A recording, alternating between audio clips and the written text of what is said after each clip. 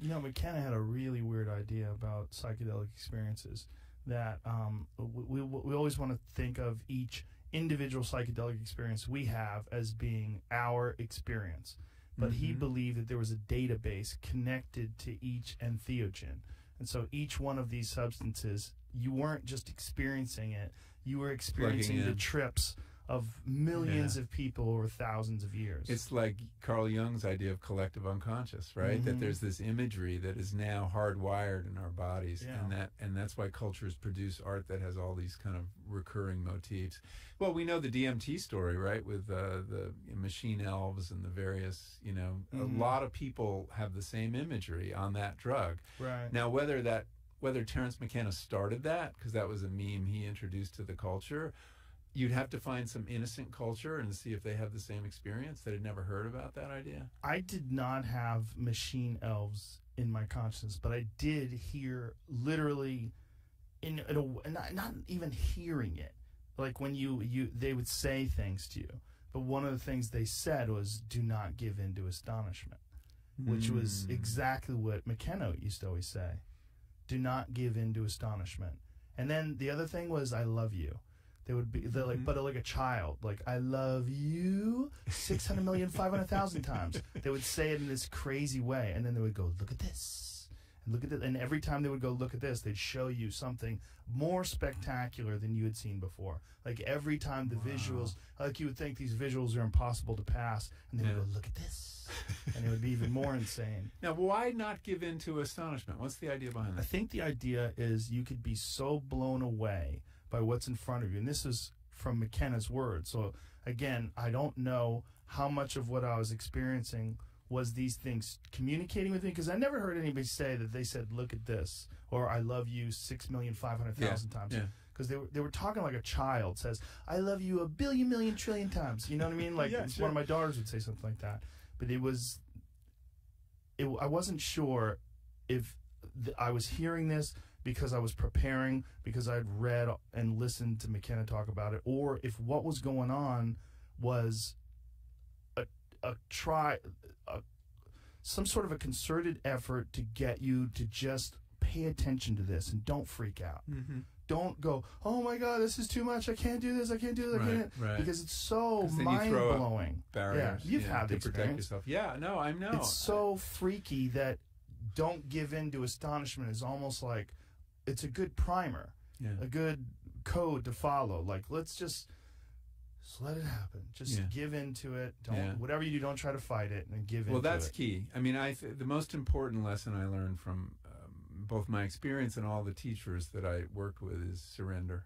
And that psychedelics teach us how to surrender, which is useful in a lot of other contexts too. Yes. But when you surrender to the experience is when you're least likely to have a bad time, when you're not going to fight. When you feel your ego dissolving, your natural reaction, your ego's natural reaction is to hold on, right, and defend itself. But when I learned that, no, you just got to go with that.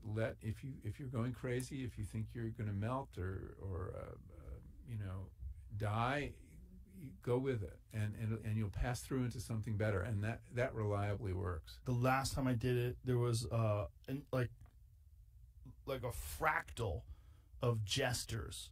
There was like an infinite number of gestures giving me the finger, like this. And I was like, "What, really? On a trip?" Like, "Fuck you." And then I realized, but I realized what they were trying to say to me. I was realizing they're saying you take yourself too seriously. And then I went, "Oh," and then they were like this, like they're like nodding at me. I was like, "Oh, okay, you're right." Yeah, like I immediately, because thank you. I was like, "Okay, you're right. Because like someone saying "fuck you," you're like, "No, fuck you." Yeah. And then they were like, "Come on," and I was like, "Oh, you're right." And they're like nodding. So at you me. were having a defensive reaction, and they were exactly. You got over it. Well, they were letting me know whatever that "they" is. I mean, what is "they"? I don't know if that's your subconscious. I don't know if that's something about your imagination, your visual cortex interacting with these alkaloids, or if what's really going on is it's a pathway to something else. Like it's a way to experience consciousness or something, some force that's around us all the time. You could pretend that you have the answer, but I don't. No, we don't know. We really don't know. I mean, I tend to think that these are creations of our minds, but that's just a hypothesis. I mean, when the Dalai Lama sat down with a bunch of neuroscientists, they started this dialogue, and the neuroscientists started from the assumption that consciousness is produced by the brain, and the Dalai Lama very calmly said, well, that's an interesting hypothesis. And he's right. That's all it is a hypothesis. Consciousness could be fields. It could be something Aldous Huxley believed, and other people, Henri Bergson, the philosopher, that we should think of our minds as like radio receivers or TV receivers, and that the consciousness, we have, what our brains do is tune in to frequencies of consciousness that exist outside of us. Yeah. And in the same way you wouldn't look in the TV to find the woman giving you the weather report, she's not there. Our assumption that all the action is there may be wrong. Yeah. There's a lot of people that want to attach consciousness to inanimate objects as well, which is very strange. Consciousness and even memories. I think it was Sheldrake. I think Rupert Sheldrake. Yes. Well, I mean, he believes consciousness is a field, morphogenetic fields, and that the communication you see, say, around fish, schools of fish and how they turn, or flocks of birds, that they're communicating, they're participating in a field of consciousness in some way. I don't totally understand it. He's a very interesting thinker. Yeah. And his son, Merlin? No. Oh, what a great name. You should get him on. Merlin? He named his kids Merlin and Cosmo. Well, I've had him on. He was great. He was a fascinating Merlin guy. wrote a beautiful book called Entangled Life about fungi. He's a scientist, and it's all about the relations that fungi create among other species. Other than being a magician, what are your other choices for jobs? That's right. Mycologist. Merlin. But what I love about psychedelics is they raise these questions of consciousness. This thing we just take for granted. We have this everyday, ordinary consciousness. We don't think about it. Right. And they kind of distance ourselves from it, and suddenly you're asking questions about consciousness. I've been really struck by how many neuroscientists got into their field because of psychedelic experience. That it suddenly made them think, hey, this is interesting, and we shouldn't assume what we assume. Yeah. So I'm very interested in that whole conversation around neuroscientists and psychedelics. Well,